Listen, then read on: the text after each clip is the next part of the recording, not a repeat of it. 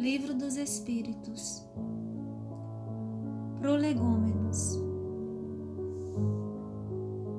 Fenômenos alheios às leis da ciência humana se dão por toda parte, revelando na causa que os produz a ação de uma vontade livre e inteligente.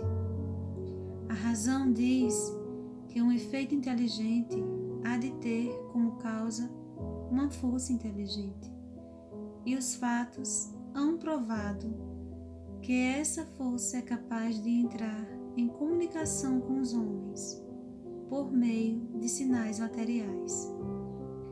Interrogada acerca da sua natureza, essa força declarou pertencer ao mundo dos seres espirituais, que se despojaram do invólucro corporal do homem. Assim é que foi revelada a doutrina dos espíritos.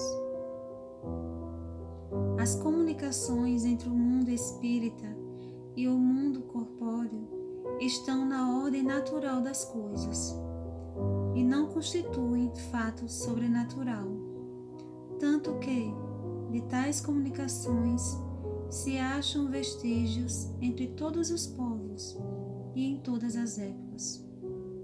Hoje se generalizaram e tornaram patentes a todos.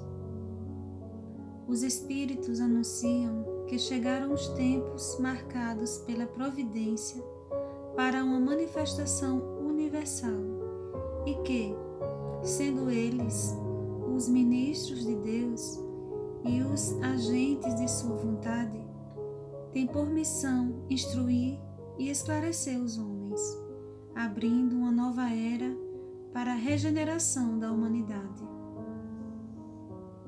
Este livro é o repositório de seus ensinos.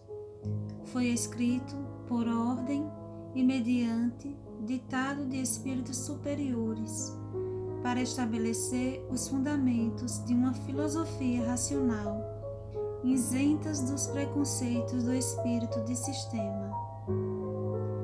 Nada contém que não seja a expressão do pensamento deles e que não tenha sido por eles examinado. Só a ordem e a distribuição metódica das matérias, assim como as notas e a forma de algumas partes da redação, constituem obra daquele que recebeu a missão de os publicar. Em o número dos espíritos que concorreram para a execução desta obra, muitos se contam que viveram em épocas diversas na terra, onde pregaram e praticaram a virtude e a sabedoria. Outros, pelos seus nomes, não pertencem a nenhuma personagem cuja lembrança a história guarde, mas cuja elevação é atestada pela pureza de seus ensinamentos e pela união em que se acham com os que usam de nomes venerados. Eis em que termos nos deram, por escrito e por muitos médios, a missão de escrever este livro. Ocupa-te, cheio de zelo e perseverança, do trabalho que empreendeste, com o nosso concurso, pois esse trabalho é nosso. Nele pusemos as bases de um novo edifício que se eleva e que um dia há de reunir todos os homens no mesmo sentimento de amor e de caridade. Mas, antes de o divulgares, reveluemos juntos, a fim de lhe verificarmos todas as minúcias. Estaremos contigo sempre que o pedires, para te ajudarmos nos teus trabalhos. Portanto, esta é apenas uma parte da missão que te está confiada e que já um de nós te revelou. Entre os ensinos que te são dados, alguns há que deves guardar para ti somente, até nova ordem.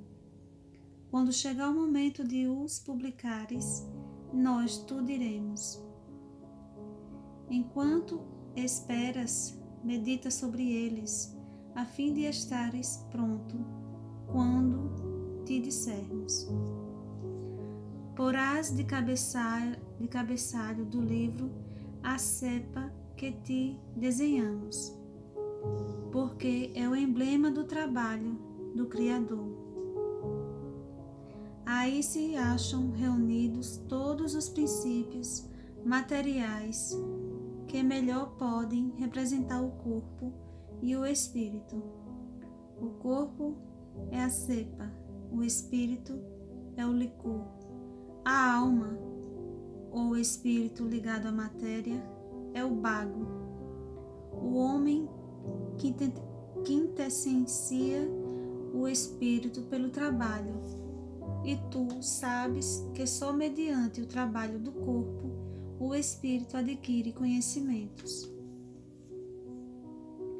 Não te deixes desanimar pela crítica.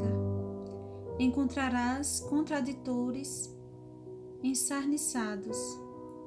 encarniçados, sobretudo entre os que têm interesse nos abusos. Encontrá-lo-ás mesmo entre os espíritos.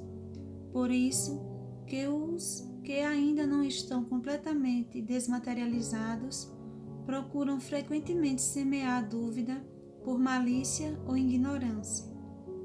Prossegue sempre. Crê em Deus e caminha com confiança. Aqui estaremos para te amparar, e vem próximo o tempo em que a verdade brilhará de todos os lados. A vaidade de certos homens que julgam saber tudo e tudo querem explicar a seu modo, dará nascimento a opiniões dissidentes. Mas todos os que tiverem em vista o grande princípio de Jesus se confundirão num só sentimento, o do amor do bem, e se unirão por um laço fraterno que prenderá o mundo inteiro. Estes deixarão de lado as miseráveis questões de palavras, para só se ocuparem com o que é essencial. E a doutrina será sempre a mesma. Quanto ao fundo, para todos os que receberem comunicações de espíritos superiores. Com a perseverança é que chegarás a colher os frutos de teus trabalhos. O prazer que experimentarás vendo a doutrina propagar-se e bem compreendida será uma recompensa, cujo valor integral conhecerás, talvez mais no futuro do que no presente. Não te inquietes, pois, com os espinhos e as pedras que os incrédulos ou os maus acumularão no teu caminho. Conserva a confiança, com ela chegarás ao fim e merecerás ser sempre ajudado. Lembra-te de que os bons espíritos só dispensam assistência aos que servem a Deus com humildade e desinteresse, e que repudiam a todo aquele que busca na senda do céu um degrau para conquistar as coisas da terra, que se afastam do orgulhoso e do ambicioso. O orgulho e a ambição serão sempre uma barreira erguida entre o homem e Deus. São um véu lançado sobre as claridades celestes, e Deus não pode servir-se do cego para fazer perceptível a luz. João Evangelista, Santo Agostinho, São Vicente de Paulo, São Luís, o Espírito de Verdade, Sócrates, Platão, Fenelon, Franklin, Silderborg, etc.